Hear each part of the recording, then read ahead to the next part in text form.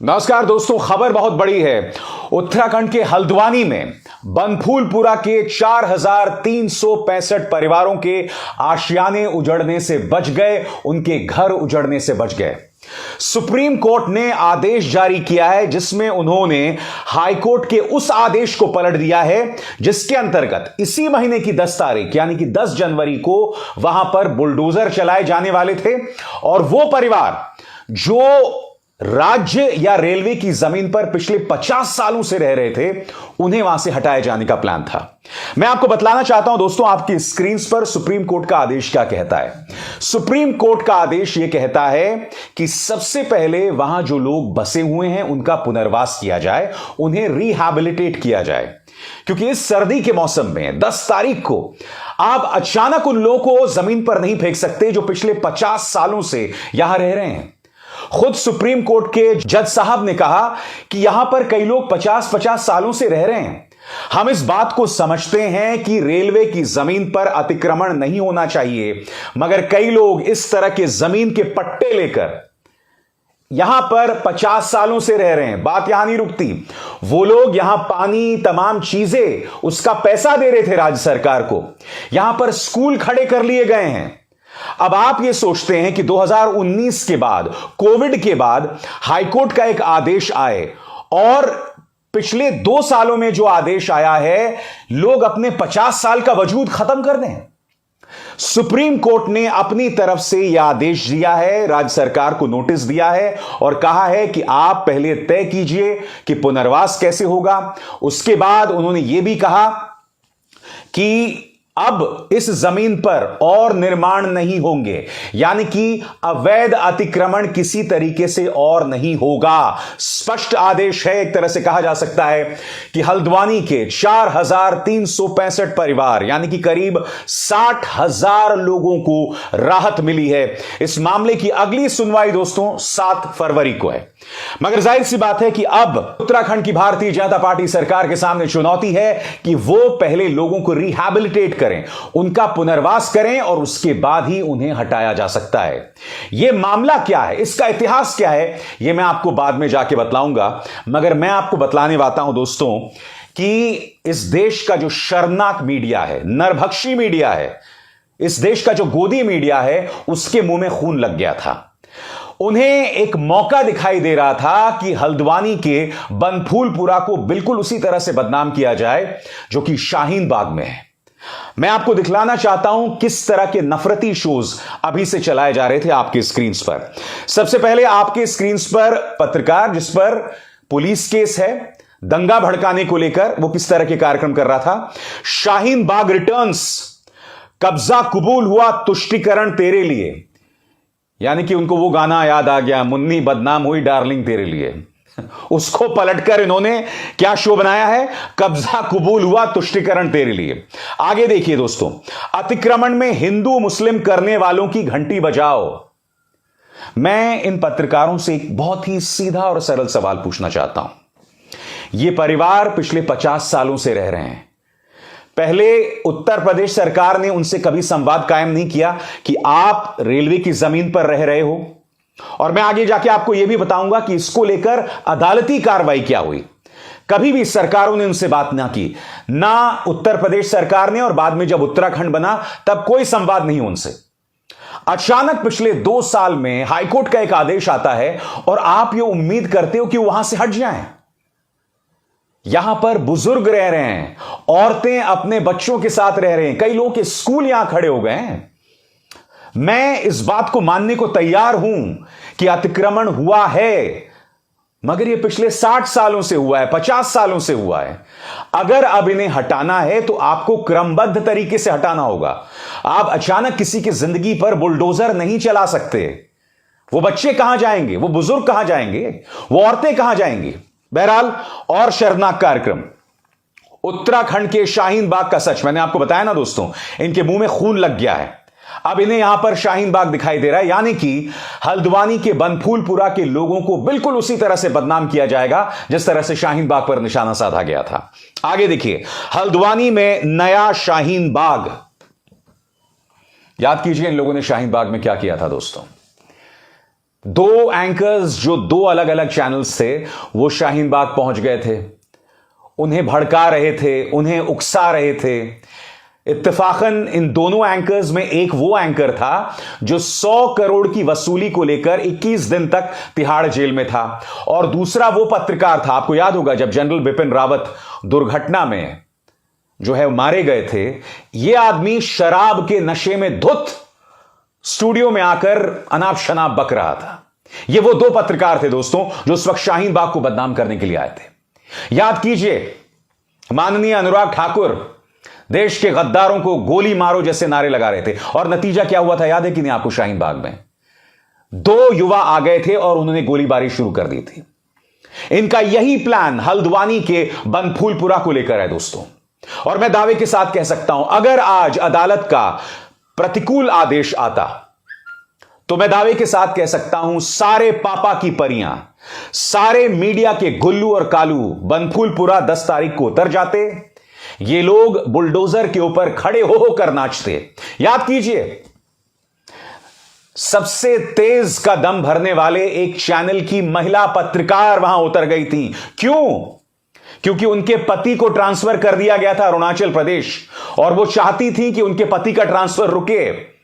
नतीजा यह हुआ कि वो मैदान में उतर गई, सरकारी प्रोपेगेंडा को आगे करने लगी, जबकि आप जानते हैं बुलडोजर चलाने को लेकर सुप्रीम कोर्ट के कुछ आदेश हैं, कुछ सख्तियां हैं। कायदे से इन पत्रकारों को उसको लेकर सवाल पूछना चाहिए था, मगर उन्होंने नहीं किया। बहरहाल आज की बड़ी खबर एक बार फिर दोहरा दूं मैं आपको, सुप्रीम कोर्ट ने आदेश दिया है कि पहले हल्द्वानी के बनफूलपुरा के 4365 परिवारों को जो है रिहैबिलिटेट किया जाए, उनका पुनर्वास किया जाए, और इस मामले को लेकर नोटिस भी दे दिया गया है। दोस्तों अब मैं आपको बतलाना चाहूंगा कि इसको लेकर अब तक राजनीतिक और वैधानिक प्रक्रिया, अदालती प्रक्रिया क्या चली है, उसके लिए आपको इन 2 सालों पर गौर करना पड़ेगा, साल 2007 और साल 2014। साल 2007 में यह मामला अदालत के सामने आता है। उस वक्त क्या हुआ था दोस्तों, इलाहाबाद से कई वकील हल्द्वानी में आकर बस गए थे, और उनमें से कुछ वकीलों की यह मांग थी कि काठगोदाम से इलाहाबाद एक ट्रेन शुरू की जाए। मगर जब यह मामला अदालत के सामने गया तो रेलवेज ने कहा कि देखिए हमारे पास जमीन नहीं है, हम कैसे ट्रेन बनाएं। तब यह मामला सामने आया कि 29 एकड़ की जमीन पर अतिक्रमण किया गया है। उस वक्त जो मेयर थी या उस वक्त जो डीएम थी, उन्होंने कह दिया कि भाई 29 एकड़ में से हमने 19 एकड़ को खाली करवा दिया गया है। मामला उसी वक्त रफा दफा हो गया, आगे नहीं बढ़ा। अब गौर कीजिए, इस तारीख पर 2014 रवि शंकर जोशी नाम के एक याचिकाकर्ता वो अदालत पहुंचते हैं। अदालत पहुंचते हैं एक गुहार लेकर।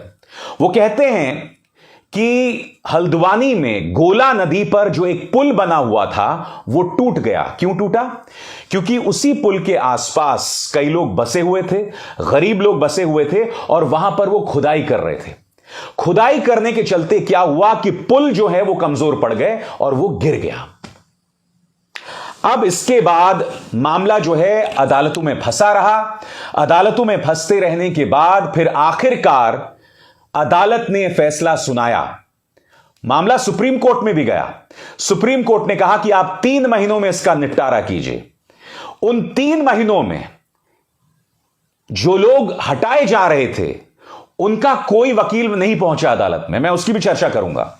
नतीजा क्या हुआ कि अदालत ने एक तरफा आदेश यानी एक्सपार्टे डिसीजन दे दिया, एक्सपार्टे फैसला दे दिया, और आपके सामने वो फैसला था, यानी कि उन 4365 परिवारों को हटाया जाए। तो जब हाईकोर्ट का यह आदेश आया तो उस इलाके के जो विधायक हैं सुमित हृदेश, वो और सलमान खुर्शीद दोनों जो हैं सक्रिय हो जाते हैं। उन्होंने इस मामले को सुप्रीम कोर्ट में चुनौती दी, और आज उन 4365 परिवारों के 3 वकील थे, सलमान खुर्शीद, प्रशांत भूषण और कॉलिन गोंजाल्विस। आज मैं सुमित हृदेश से एक सवाल पूछना चाहता हूं। सुमित हृदेश यहां से विधायक हैं और हर बार करीब 4 से 5 हजार वोटों से जीत कर आते हैं। मैं इनसे पूछना चाहता हूं कि आपके पास वक्त था 2007 से, जब पहली बार यह मामला हाईकोर्ट के सामने आया था। कायदे से आपको उसी वक्त इन 4000 परिवारों का एक संगठन बनाना था और अदालत में सलीके से लड़ाई लड़नी थी ताकि इन परिवारों का पुनर्वास किया जा सके, इन्हें रिहैबिलिटेट किया जाए। क्योंकि ये एक्टिव क्यों हुए दोस्तों? इन 4365 परिवारों में अधिकतर मुसलमान हैं, 80 से 90%, और ये लोग कांग्रेस को वोट देते हैं। और इन 4365 परिवारों में करीब 50,000 लोग हैं, यानी कि इस इलाके में करीब 50,000 लोग रहते हैं। मैं ये नहीं कहता हूं कि उन 4365 परिवारों के 50,000 सदस्य हैं, नहीं, मगर इस इलाके में करीब 50,000 लोग हैं। अब अगर इन्हें विस्थापित किया जाएगा, हटाया जाएगा, तो कांग्रेस का वोट बैंक हिल जाएगा। भारतीय जनता पार्टी की सरकार को इसलिए परवाह नहीं है क्योंकि इस इलाके के लोग कभी भी बीजेपी को वोट नहीं देते। अब कल्पना कीजिए, अगर ये 4365 परिवार भारतीय जनता पार्टी को वोट दे रहे होते तो क्या राज्य सरकार इस मुस्तैदी के साथ उन्हें हटा रही होती? नहीं हटा रही होती है ना। यानी कि सारा खेल राजनीति का है दोस्तों। आज मैं एक और सवाल पूछना चाहता हूं उन परिवारों से भी, उन 4365 परिवारों से, कि आप पिछले 12-13 सालों से क्या कर रहे थे? आपको यह कानूनी लड़ाई बहुत पहले से लड़नी चाहिए थी, सरकार पर दबाव बनाना चाहिए था। मेरा सवाल बीजेपी की सरकार से, कि इनमें से कई लोग पक्के घरों में रह रहे हैं, आप उन पक्के घरों को तोड़ना चाहते थे, आप स्कूल्स को तोड़ना चाहते थे। मुझे एक सवाल का जवाब दीजिए, क्या आपने इनके पुनर्वास का कोई इंतजाम किया? यानी आप तो घर तोड़ देते, फिर उनका क्या होता बताइए मुझे। यह सवाल है भाई, वो जानवर नहीं है, वो इस देश के नागरिक हैं। और मीडिया तो आप देख ही रहे हैं किस तरह का कचरा चला रहा था उनके बारे में। इसलिए यह मुद्दा है इंसानियत का। मैं ये मानने को तैयार हूं कि वो जमीन सरकारी है, या तो रेलवे विभाग की है या राज्य सरकार की है, और उस पर अतिक्रमण हुआ है, जो गलत बात है। मगर पिछले 50 सालों से जब यह चला आ रहा था तब किसी ने उनसे कुछ नहीं कहा। अब चूंकि भारतीय जनता पार्टी को यह सीट जीतनी है, तब आप इस मुद्दे को लेकर उग्र हो गए। क्या अदालत के अंदर, उत्तराखंड की उस हल्द्वानी की उस अदालत के अंदर, क्या बीजेपी सरकार ने अपना पक्ष रखा, उनसे कहा कि भाई इन्हें नहीं हटाया जा सकता है, इनके पुनर्वास को लेकर हम कुछ दिन आपसे वक्त चाहते हैं और बाद में इन्हें हटा दीजिएगा? इसलिए बहुत जरूरी हो जाता है कि 4365 परिवारों को रिहैबिलिटेट किया जाए, पुनर्वास किया जाए, और उसके बाद इस जमीन पर विकास के कार्य हों। कोई इस बात से इनकार नहीं कर रहा है, कम से कम मैं इस बात से इनकार नहीं कर रहा हूं कि काठगोदाम से इलाहाबाद ट्रेन बननी चाहिए, जानी चाहिए, रेलवे मंत्रालय के विकास के कार्य होने चाहिए, मगर इंसानियत को रौंद के, औरतों बच्चों को रौंद के यह काम नहीं हो सकता। बहरहाल आज का फैसला एक बार फिर मैं आपको बता दूं कि सुप्रीम कोर्ट ने आदेश दिया है कि 4365 परिवारों को फिलहाल नहीं हटाया जाएगा, और उनके पुनर्वास को लेकर अब राज्य सरकार को पहल करनी पड़ेगी। अभिसार शर्मा को दीजिए इजाजत। नमस्कार।